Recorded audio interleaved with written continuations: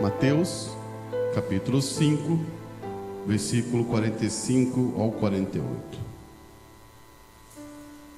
Olha a expressão, preste bem atenção.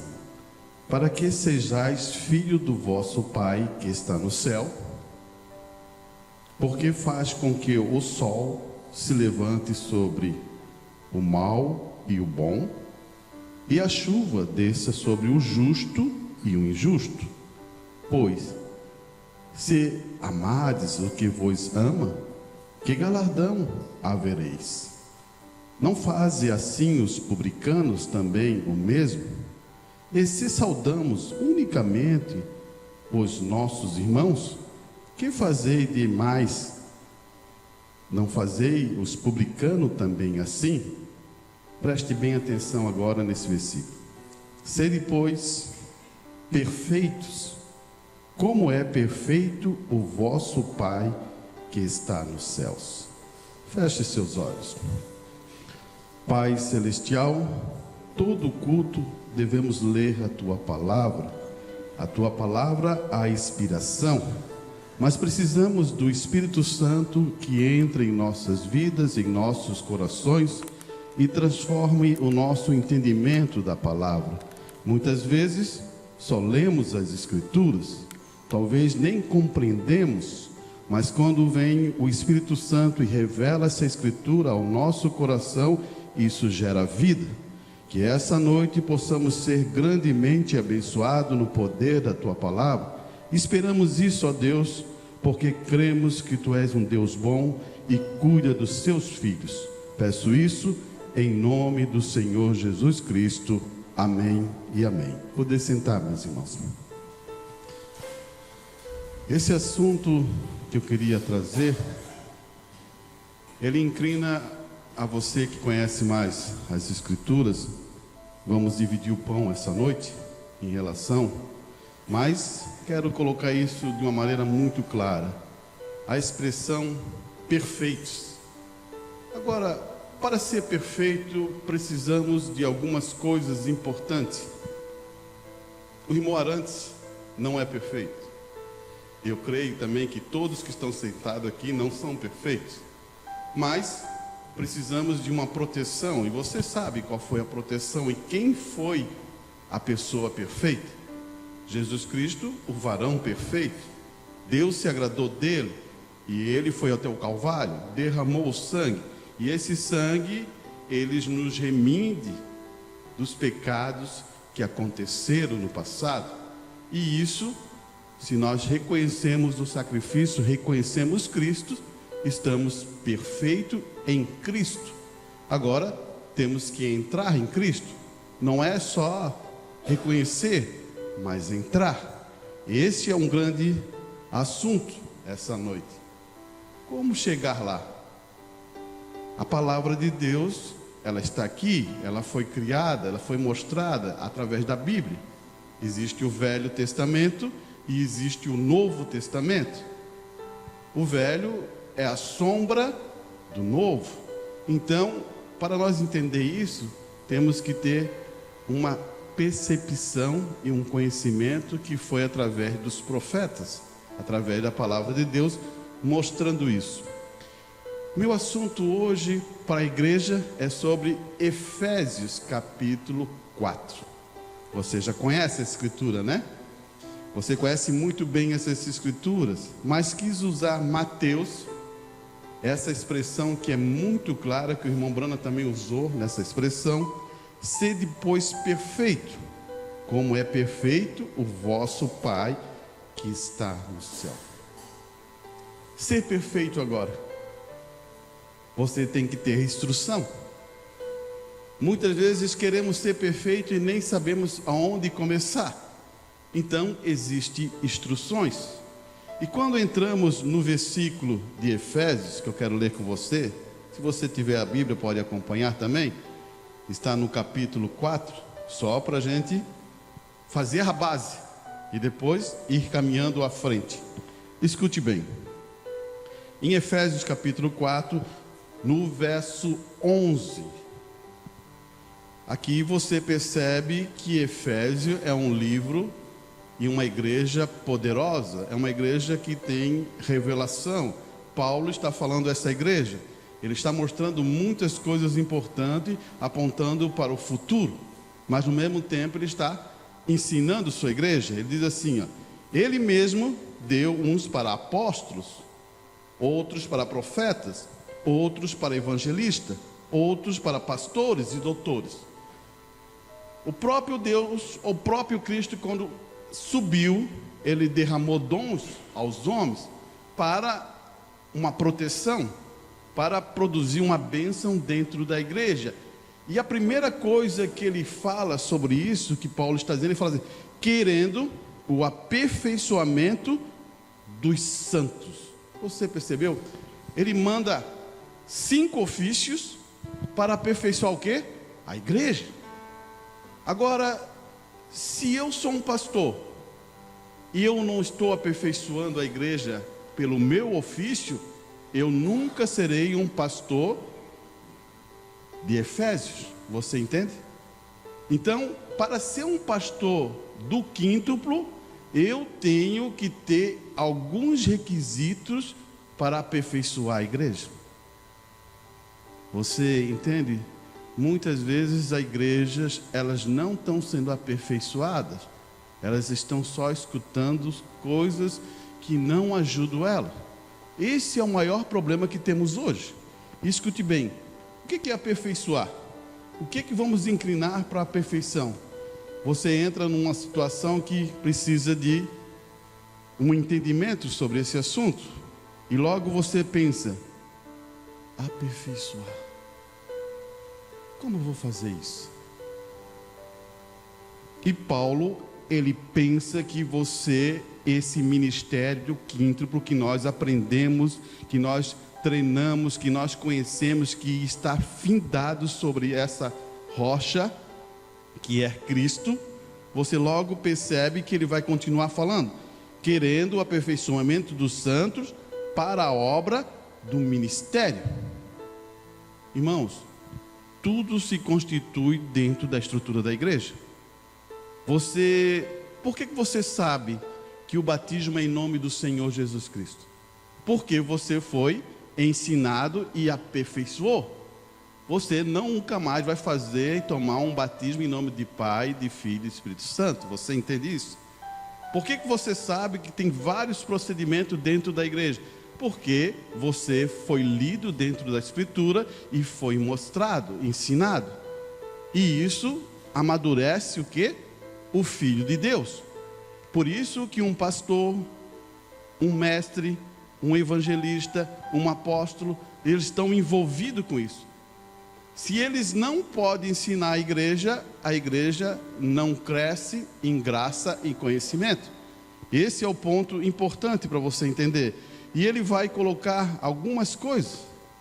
Antes de caminhar ainda, vamos entender, né? A própria palavra de Deus, você sabe isso, mas quero reforçar esse pensamento para você.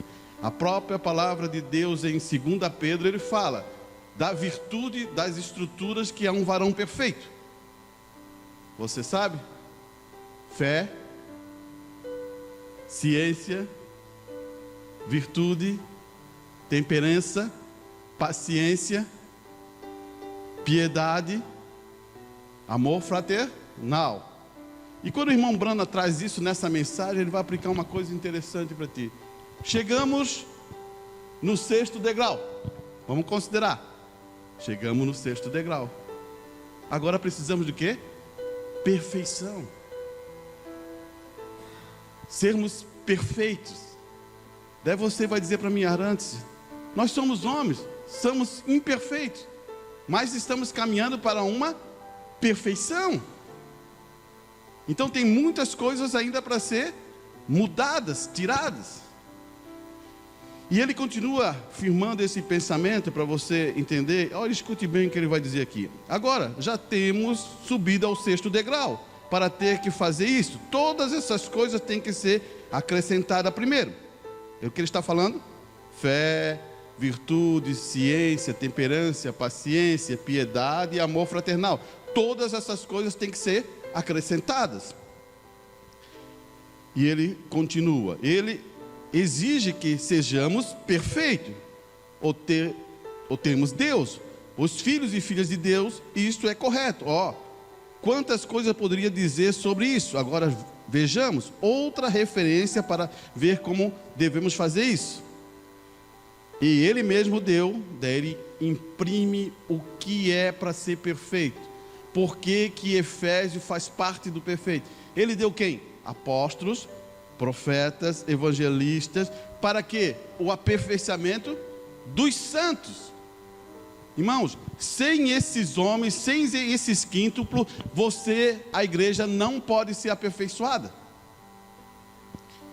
Por isso que ele vai entrar um pouquinho mais à frente, dizendo assim, querendo a aperfeiçoação. Diz assim, então, a perfeição do quê?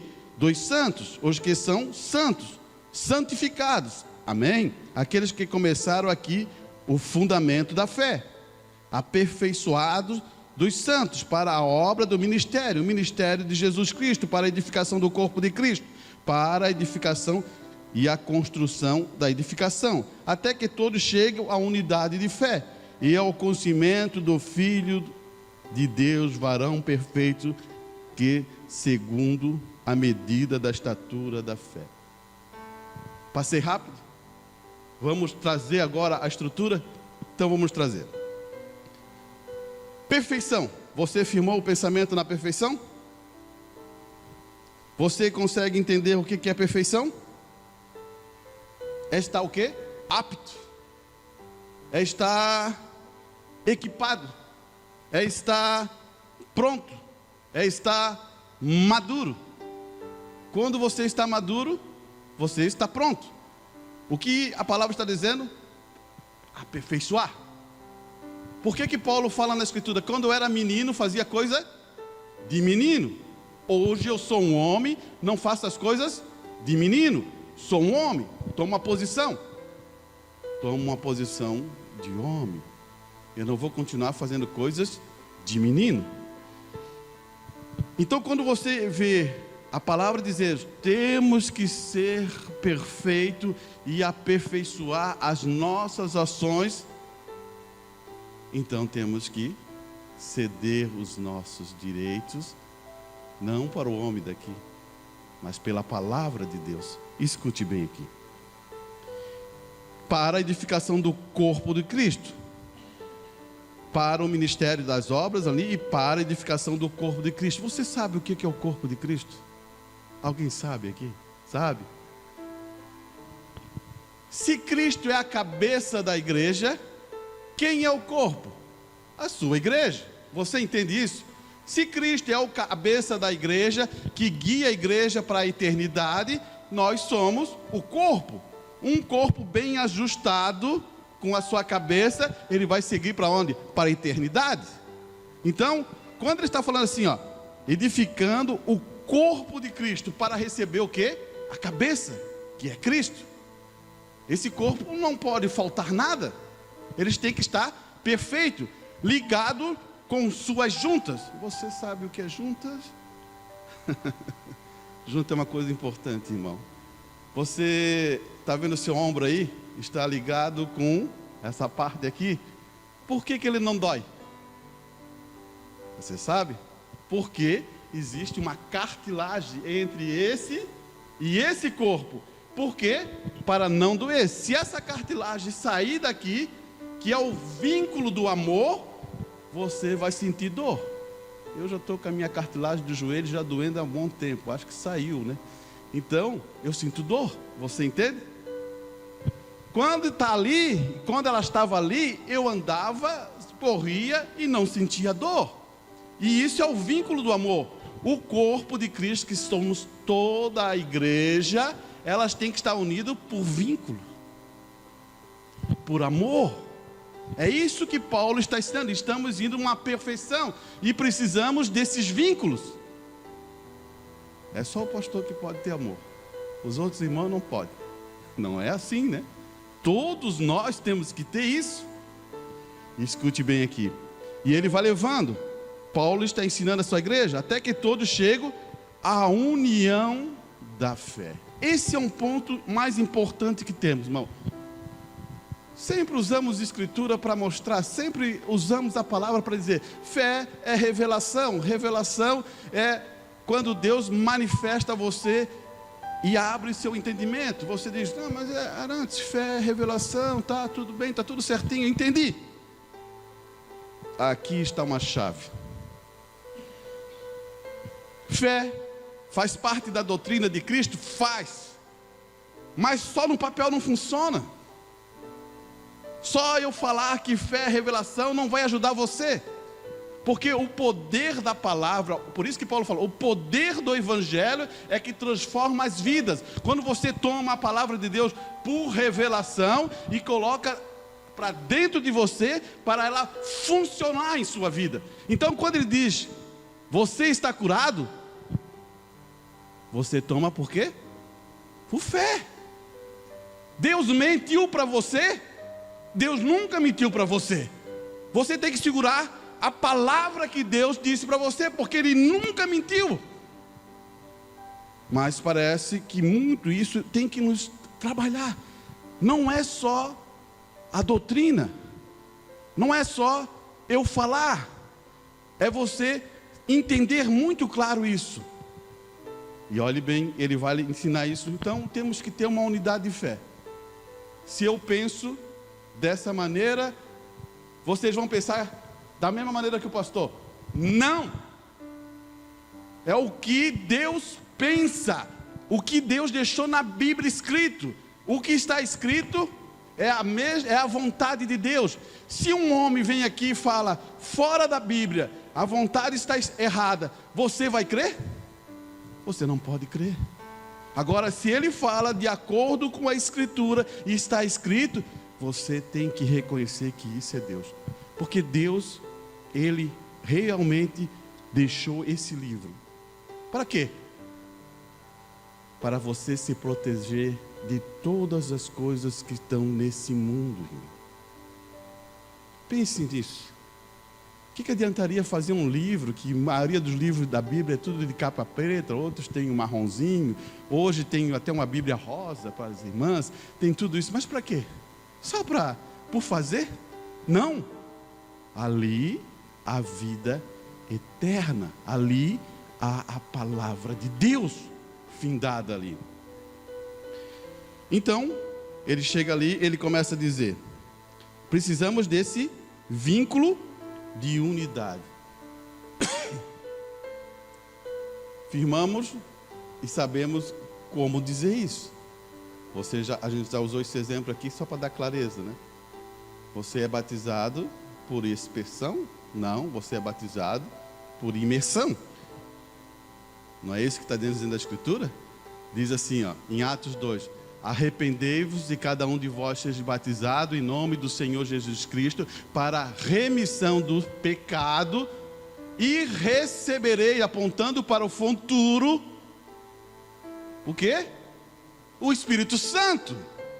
Então eu estou mostrando para você que dentro da Escritura, você diz, onde que está isso? Você pode chegar em casa, ler em Atos 2:38. Você começa a entender que estamos firmados nas bases cristãs. Escute aqui. E ele vai continuar dizendo assim, olha, e perceba bem que Paulo está falando. Ele, além de falar que é uma unidade de fé, ele fala assim, o conhecimento do Filho de Deus. Como foi difícil isso para nós, não foi? Conhecer o Filho de Deus, não foi? Verdade. Você entende o que eu estou falando? Os irmãos daqui entendem o que eu estou falando. Como foi difícil entender que Ele é o Filho de Deus. Por isso que Paulo diz assim, ó, olha só o que ele está falando aqui. Ele está dizendo, ó, e ao conhecimento do Filho de Deus. Ele não está falando assim, e o conhecimento de Deus. Ele está falando do Filho de Deus. Daí vocês dizem, por que não pode ser Deus, irmão Arante? Por que tem que ser o Filho? Porque ninguém vai ao Pai senão pelo Filho. Ninguém aqui pode entrar na presença de Deus, porque somos pecadores, se não entrar na presença de Cristo, o Filho. Porque o Filho, Ele derramou o sangue de Deus. Você pode entender isso? Ele pagou um sacrifício como um cordeiro. Então você vai no sacrifício A palavra diz que você se banha naquele sangue, aquele sangue purifica a sua vida, e agora você pode ir a Deus. Sem o Filho, sem revelação. Sem o Filho, não entendemos a Deus, porque o Filho veio manifestar como Deus agia. Você conseguiu entender aí? Então vamos embora. Paulo está falando ali, ó, ao conhecimento do Filho de Deus, varão perfeito, à medida da estatura completa de Cristo. O que ele está querendo dizer? Se Cristo é perfeito, você pode ser perfeito? E agora? Ficou difícil? Está aqui. Você diz assim, para quem não conhece muito, isso aqui é a estrutura da pirâmide formada, que o irmão Brana criou, e mostrou através do 2 Pedro.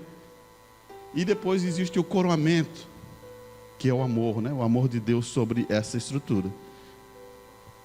Por que estamos indo para a perfeição?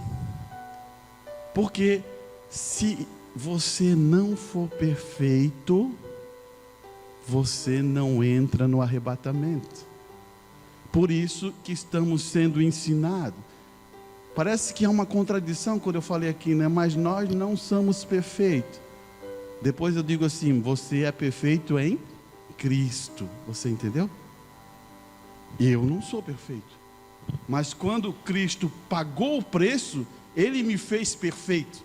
Você entendeu? Deus ia castigar nós. De vez de castigar nós, Ele castigou a quem? A Cristo. Ele pegou todos os nossos pecados e colocou em Cristo. E quem foi castigado foi Cristo Jesus. E o que aconteceu? Você sabe? Como é que Deus vai dar outra punição se Ele já puniu? Aquela pessoa, Cristo, pagou o preço. Então estamos livres disso. O que não estamos livres é dos pecados que vamos fazer depois. Daí tem que voltar de novo, toda a estrutura de novo. Você deve se arrepender, você deve consertar. Mas o pecado original, Cristo pagou por você. Você começou a entender? Olha aqui. E ele vai dizer assim, ó. Varão perfeito, né? Da estatura completa de Cristo, para que não sejamos mais meninos. Aqui ele volta de novo, para que não sejamos mais meninos inconstantes. Por que inconstantes? Levado a toda a roda de vento de doutrina, irmão. Estamos sendo amadurecidos para reconhecer como é a doutrina de Cristo. Você entende?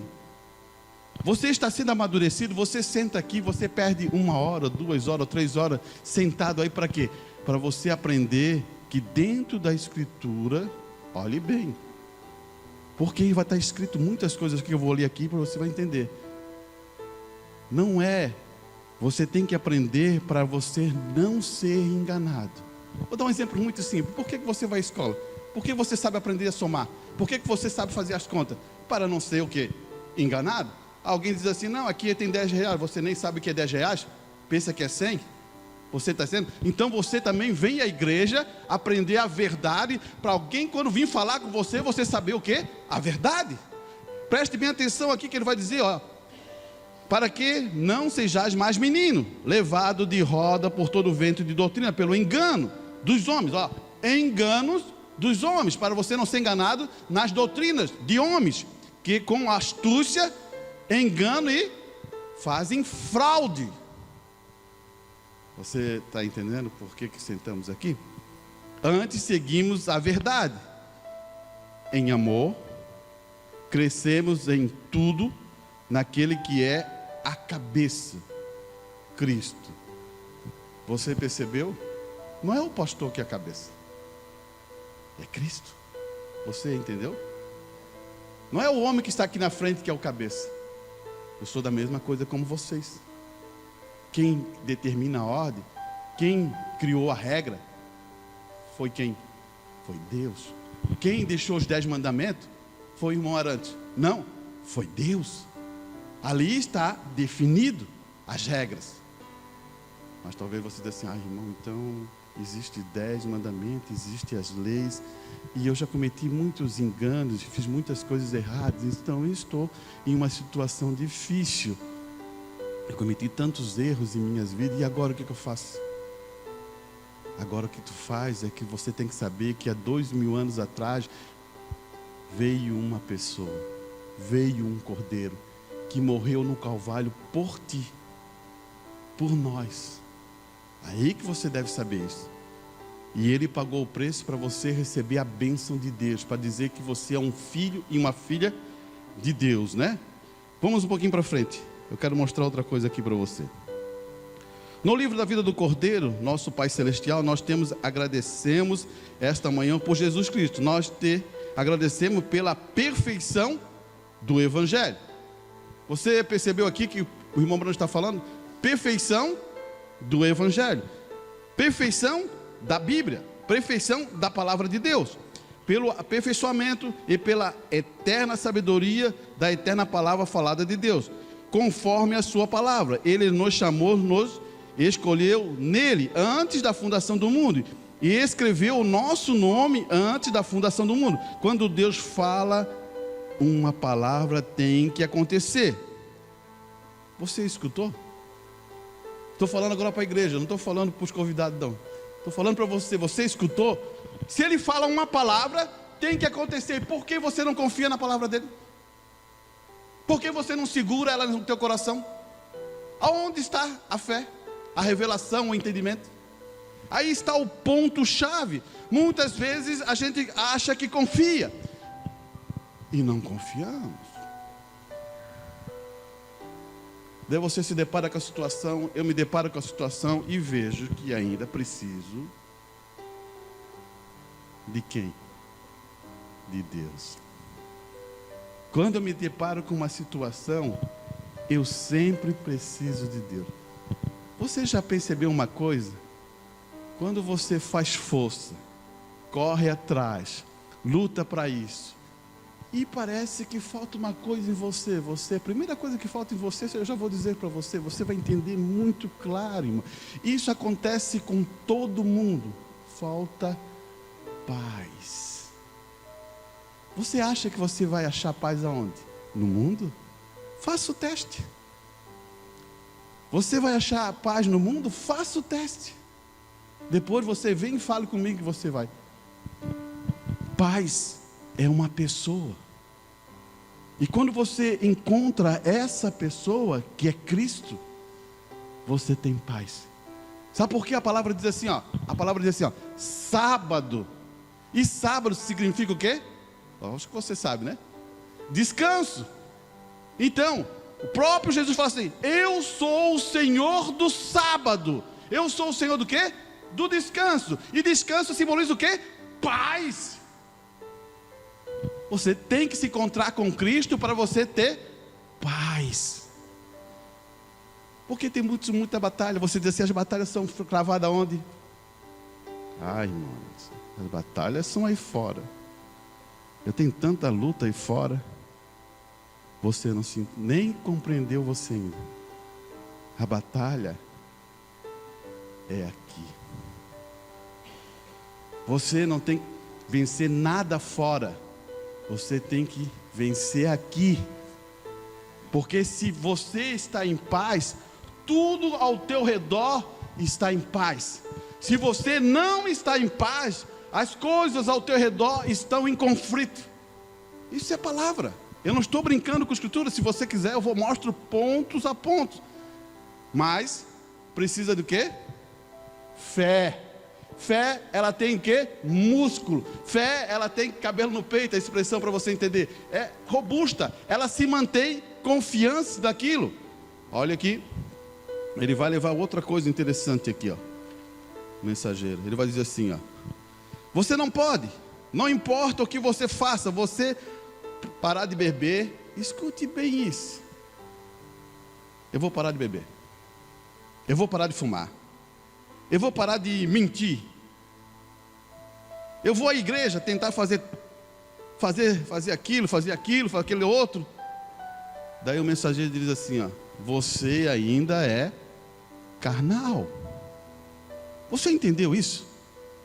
Não adianta eu parar de beber, parar de fumar, fazer as coisinhas certas, fazer tudo, mas ainda eu sou um homem carnal. Escute mais um pouquinho para você entender. Aquilo é simplesmente a lei. A lei, olha bem o que ele vai dizer: a lei não aperfeiçoa nada.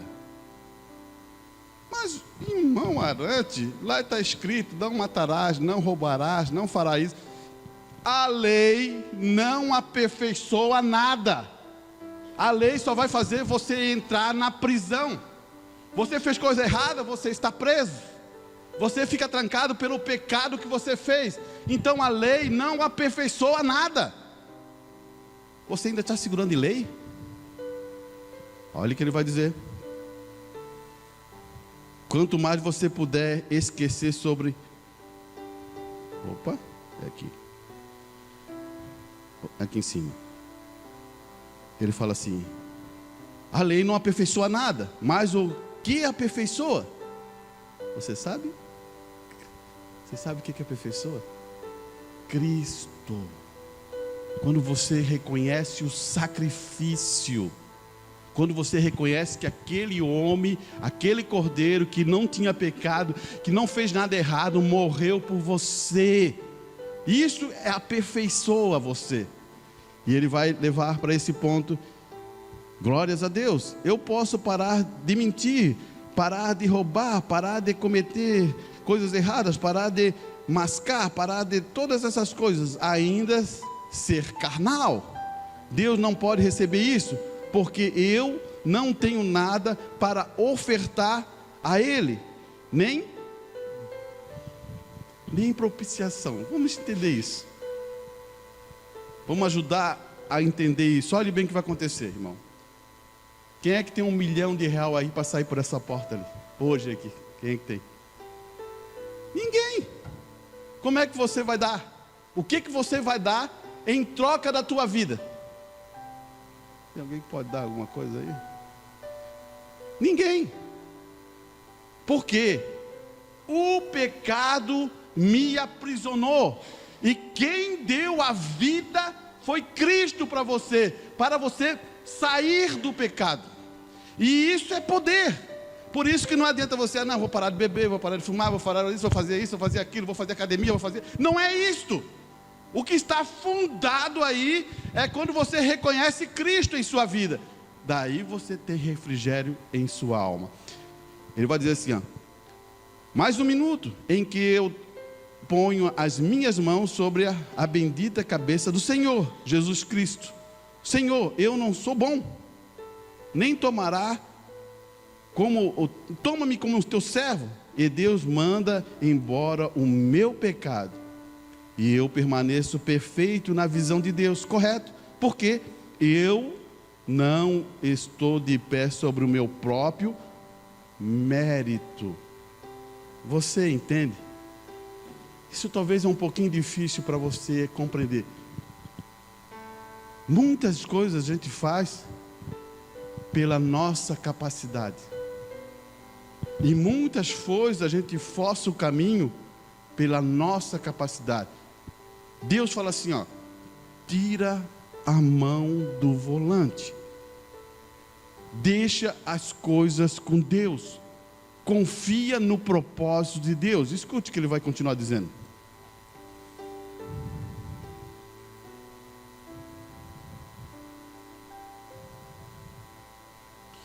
eu estou de pé sobre Ele, e Ele tem nos aperfeiçoado através do seu sofrimento e seu sangue. Você chegou a esse nível? Talvez eu vou dar um exemplo para você entender o que Paulo fala sobre esta condição. Ele vai firmar um pensamento para dizer coisas importantes. Eu já vou passar essa informação para você, mas eu quero ler com você. Você está com a Bíblia, você está em Coríntios, deixa eu ver aqui, Coríntios, 2 Coríntios, capítulo 12, verso 9, você vai procurando que já vou chegar ali. Então, não tem a ver com você, tem a ver como você toma o sacrifício. você começa a entender isso, escute o que Paulo vai dizer ali no verso 9. Ele disse-me: a minha graça te basta, porque o meu poder se aperfeiçoa aonde? Se aperfeiçoa aonde? Na fraqueza. Que essa noite a gente possa entender isso. Como? Deus fala assim, ó, Paulo estava orando 3 vezes, ele orou 3 vezes a Deus, pedindo para tirar um espinho da carne, um espírito que estava atrapalhando a vida dele. O que ele fala? O que Deus fala para ele? A minha graça. Por que a minha graça te basta? A minha graça te basta. Não a graça do irmão Arantes, a graça de Deus em você. Qualquer prova que você passar na vida, você deve entender que Deus vai falar assim, ó, irmão Arantes, a minha graça te basta. Parece difícil receber isso, né? Quando a palavra chega, né? Parece difícil. Não. A minha graça te basta, irmão Arantes. Senhor, eu estou numa prova, eu estou aqui quase me acabado. Arantes, a minha graça te basta.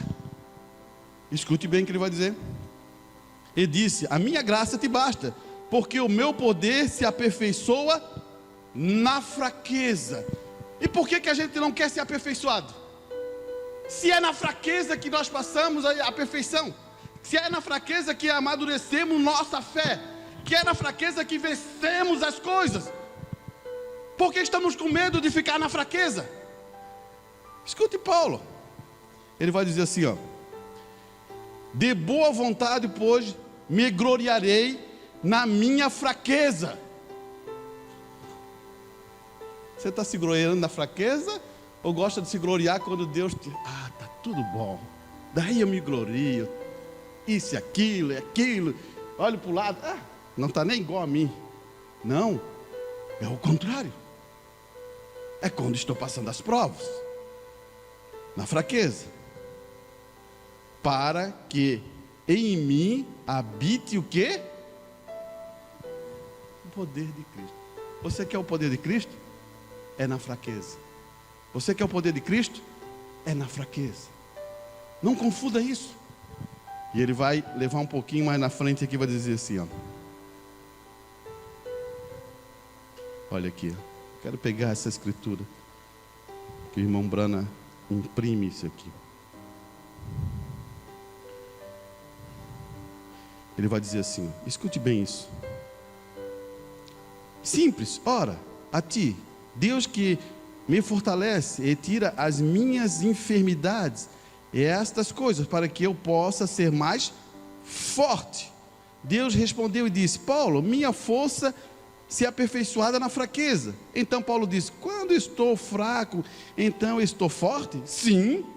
Ele diz, então me gloriarei nas enfermidades da minha fraqueza, e assim por diante. Dou graças a Deus que tenho tudo isso fora de mim. E quando eu tiver tudo fora de mim, então Deus poderá entrar. Mas quando eu tiver algo em mim aí, então Deus não pode entrar. Você entendeu o que ele quer dizer? Enquanto eu estiver no controle, estou correndo atrás e não deixo entrar, Deus não pode fazer nada. E quando eu abro a porta e Deus entra, Ele toma controle. Porque Ele sabe que você está necessitado. Ou você acha que Ele não sabe que você está necessitado? Ele não sabe que em tal ano você vai ficar necessitado, em tal momento você vai passar uma prova. Será que Deus não sabe isso? Ele sabe muito bem. E agora Ele vai dizer assim, ó. Ali, aquilo é isto, mas nós sufocamos. Sufocamos quem? Nós o expulsamos. Expulsamos quem? Desde o mais pobre ao mais rico, nós mesmos, ao maior, mantemos Deus fora de nossas vidas por causa de nós mesmos. Você entendeu? Ele está dizendo assim, não importa se você é rico, você é pobre, se você é bem de vida, se você não é, mas quando você tira Deus, como Deus pode fazer alguma coisa para você? Quando você não confia em Deus, como Deus pode fazer uma coisa para você? Olhe bem, ele vai levar mais um pouquinho. Olha aqui. Deus disse a Paulo: minha força se aperfeiçoa na fraqueza. Minha força se torna mais perfeita enquanto você se torna mais fraco. Quanto mais você se rende a mim, mais eu posso usar. Quanto mais você pode esquecer sobre a educação, quanto mais você pode esquecer sobre a sua denominação, quanto mais você puder esquecer sobre os seus bens de rendas a mim, mais eu posso te usar, porque você se torna fraco e eu farei meu propósito forte. Isso é uma coisa difícil. Sabe por quê? Se você já leu a Bíblia, eu já vou dar uma referência a você. O próprio jovem rico, ele se barrou sobre isso, né? Eu sei que eu gosto de firmar esse pensamento para você não confundir o que estou falando. Dinheiro nunca foi maldição. Você pode ser milionário e ser uma pessoa humilde. E você pode ser um pobre e ser arrogante. Dinheiro nunca foi maldição. O que é maldição e está dentro da Escritura é amor ao dinheiro. Quando você toma todo aquilo por amor ao dinheiro, isso é maldição. Mas quando você não tem isso, você é uma bênção. Você pode entender isso? Porque se Deus criasse só para o rico, que é maldição, Deus estava fazendo acepção de pessoas. Ele não faz isso. Você percebeu? Por isso que ele imprime que dinheiro não é maldição. O amor ao dinheiro é maldição. Você pegou, né? Vamos mais um pedacinho aqui. Olha aqui.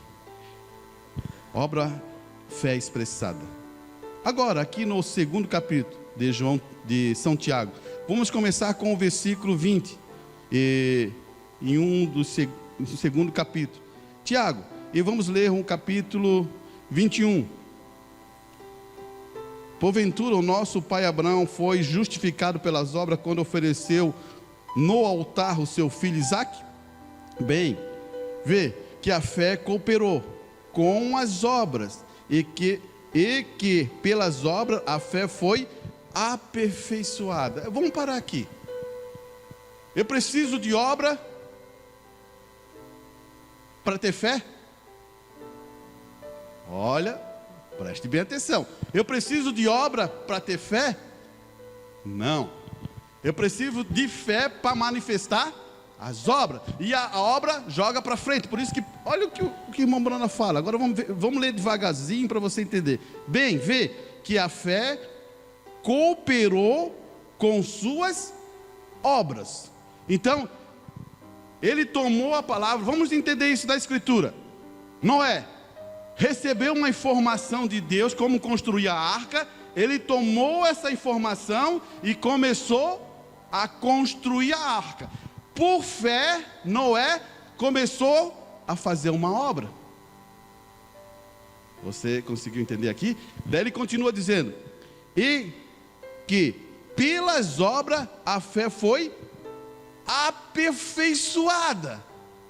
Quando ele começou a trabalhar, bater, e quantos martelos ele gastou, quantos serrotes ele gastou, quantas coisas ele fez ali, ele foi através daquelas obras aperfeiçoado. Você pegou? E por que? Em vez de a gente quer ser aperfeiçoado, né? Mas sabe como é que a gente quer ser aperfeiçoado? Eu vou dizer, sentado no sofá. É isso? Aperfeiçoado. Por isso que estamos dizendo, é nas provas. Talvez alguém fale alguma coisa que você não gostou, talvez dê algum problema em tal lugar, talvez não deu certo o que tu queria, e isso é aperfeiçoado. Daí você aplica o que a Escritura diz que eu tenho que fazer, e você vai ser aperfeiçoado. Para todos nós agora, não é só para a igreja, é para todos. Preste uma atenção que eu vou dizer para você. Tudo, desde as coisas boas e desde as provas, tem que acontecer. Você diz assim, Irmão Arantes, não podia acontecer. Você pega Deus de surpresa? Por isso que eu não vou ficar... Irmão, uma coisa que eu não perco tempo. Isso eu não perco tempo. Ficar pensando em coisas que vão vir. Não. Já acabei com isso. Quando chega, eu vou resolver. Então, tranquilo. Porque tem coisas que nunca vai chegar. Para que eu vou me preocupar com isso? Não vou me preocupar. Eu vivo... Você vive o quê? O presente.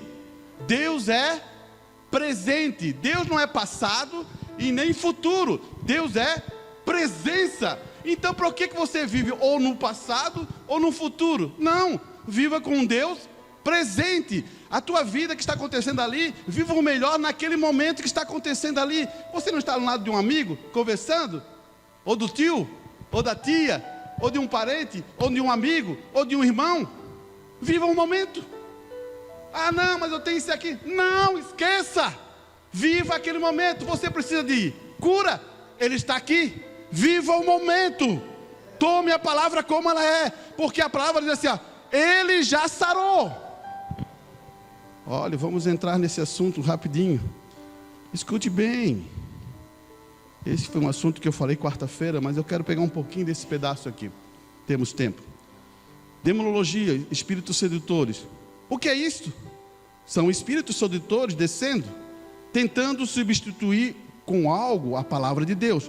Deus não tem nenhum substituto para a sua palavra. Olhe bem, Deus não tem nada que substitua a sua palavra. O que Ele disse é verdade, não muda. Por isso que a Escritura diz assim, ó, Ele é o mesmo ontem, hoje e eternamente. Se Ele curou no passado, Ele cura hoje.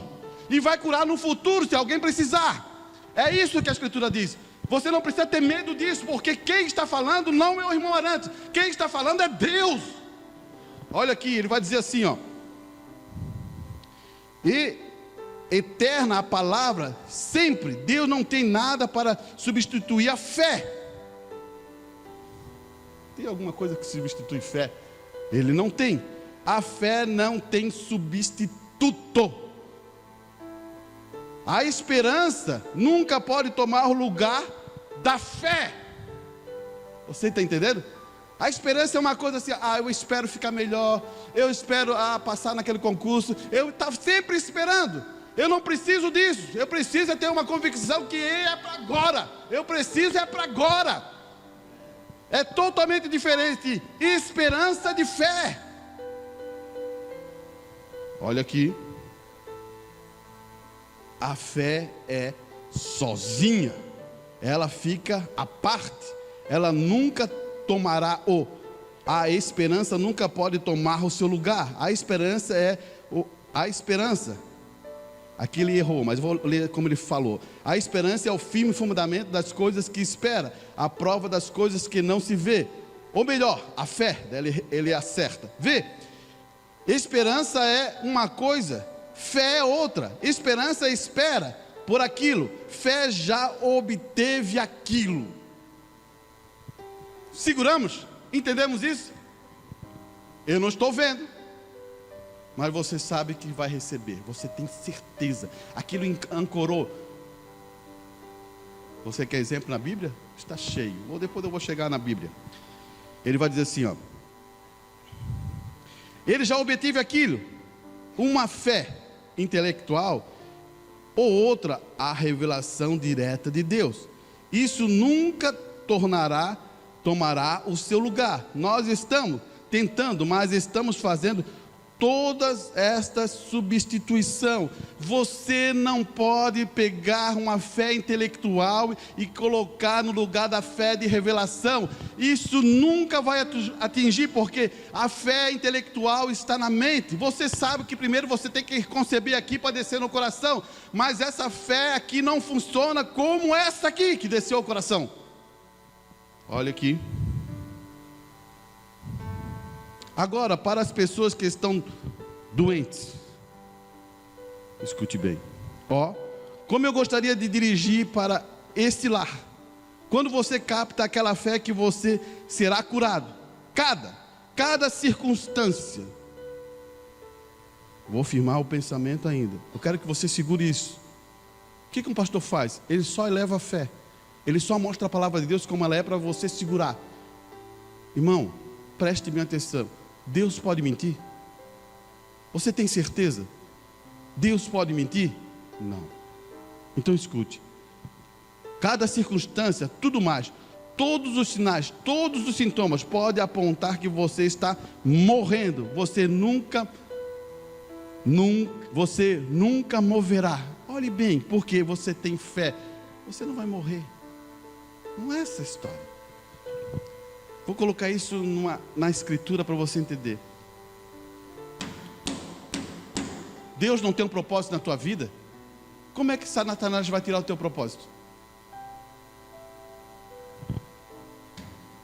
É ilógico. Quando termina o propósito da minha vida aqui, eu vou para casa. Não sei como é que eu vou.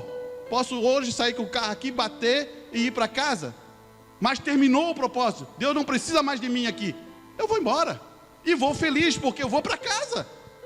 Agora, se Deus tem um propósito para a tua vida, o que você está aí aflito? Olha aqui. Ele vai apertar isso aqui de uma maneira muito importante. Opa.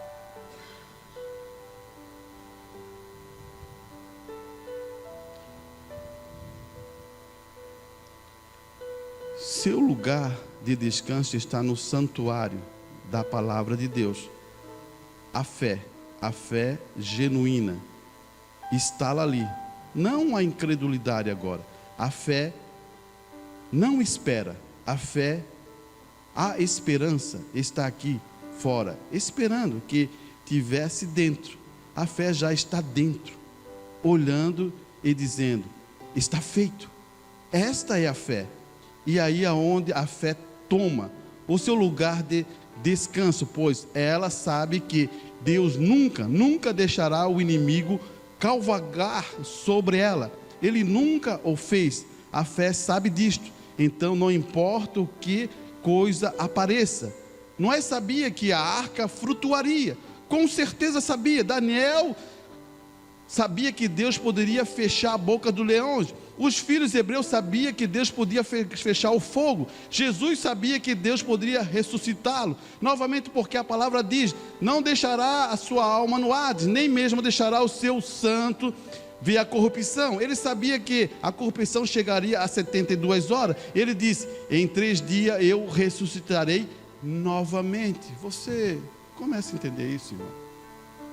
Isso não é um jogo. Não é um jogo de xadrez. Isso é a palavra de Deus. Quando você toma isso com convicção, e aquilo vem à sua mente, porque a palavra ela é assim, ó. Você tem que ouvir, depois ela entra em sua mente, e depois ela arranja um lugar que é dentro do seu coração para ancorar. Enquanto está na tua mente, está numa batalha. Quando ela desce aqui, manifesta aquela fé que veio do céu, que transforma as coisas, que muda a tua opinião, que muda o teu lar, que muda a tua vida, que dá paz ao teu coração, que transforma você em alegria, uma usina de alegria, muda tudo, que o mundo não tem. Você vai procurar o resto da tua vida e você não vai encontrar, porque está dentro da palavra de Deus isso. E ele fala assim, vamos ler isso aqui. Perseverante. Quando o homem recebe uma resposta de Deus, não há nada que vá detê-lo. Você recebeu? Você orou? Você pediu? Senhor, eu preciso de Ti. Estou nessa luta, estou nessa batalha, estou enfermo. Vou fazer um propósito contigo. Vou ser melhor.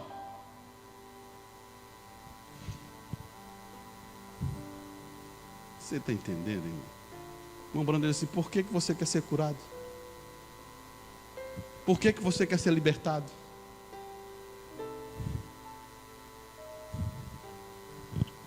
A maioria das pessoas hoje, repetindo o que dizemos ontem à noite, dizemos que elas têm esperança ao invés de fé. Capte isso. Capte isso. A mensagem, se você quiser ler em casa, é perseverante.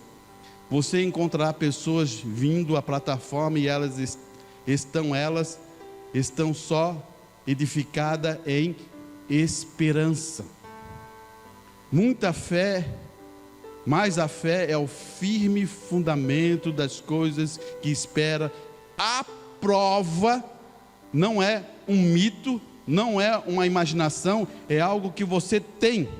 Você já tem, você está simplesmente tão satisfeito com isso.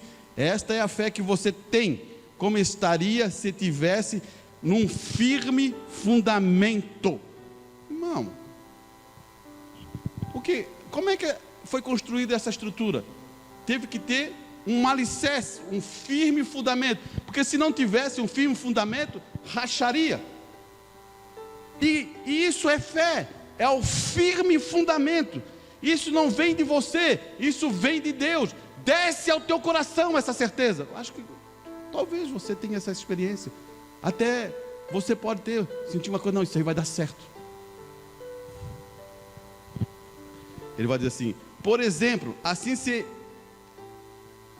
assim, se estou morrendo de fome, ou um pão custa 25 centavos, esse irão ir comprar um pão? Agora, quando tenho 25 centavos na mão, estou simplesmente tão satisfeito que fosse o pão, porque é o preço da compra, não é verdade? Eu estou com fome, tenho 20 centavos, não sei, eu acho que deve estar R$1 agora um pão, né? R$1, eu tenho a certeza que vou lá comprar um pão por R$1 e vou comer, porque está na minha mão, não está voando. Fé é isso, está na minha mão. R$1 é o pão. E ele vai dizer assim, e quando sei no meu coração que aceitei isso e creio que Deus o deu a mim, eu estou simplesmente tão satisfeito com essa fé como se eu tivesse curado, porque eu vou ser curado. De qualquer maneira, eu tenho firme o fundamento agora mesmo, ninguém pode tirar de mim, eu sei que está certo, eu posso ser perseverante com isto. Daí ele fala, olha, isso aqui eu tirei da internet, ó. Nem tirei da mensagem do irmão Brando, mas quero ler para a gente finalizar. Os irmãos que vão cantar, pode vir à frente. Está na internet. Quando você fala sobre fé, ele fala assim, ó, fé diz respeito ao tempo presente, como se já tivesse acontecido. Muitos irmãos confundem fé com esperança, mas elas não são as mesmas coisas. Uma coisa é esperar a bênção de Deus, outra coisa é crer na bênção de Deus. A esperança diz respeito ao tempo futuro, algo de uma expectativa. Irmão, vamos entender isso, porque tem vezes que a gente... O alarido, para você entender, você se lembra do alarido? Alarido é uma mensagem, Paulo fala sobre isso. O alarido chegou, eu tenho fé, está dentro do meu coração o alarido. Agora, em relação ao arrebatamento que está lá, eu estou esperando porque a fé firmou em meu coração, eu tenho certeza disso. Mas como é um tempo futuro, há uma expectativa, há uma esperança. O que faz as pessoas confundir fé com esperança. Daí quando você entra por aquele caminho dizendo assim, eu espero ficar melhor, não é fé, é esperança. É o contrário, eu estou curado. Você entendeu, né? Irmão José vai cantar um hino e depois vamos fazer a oração final, né?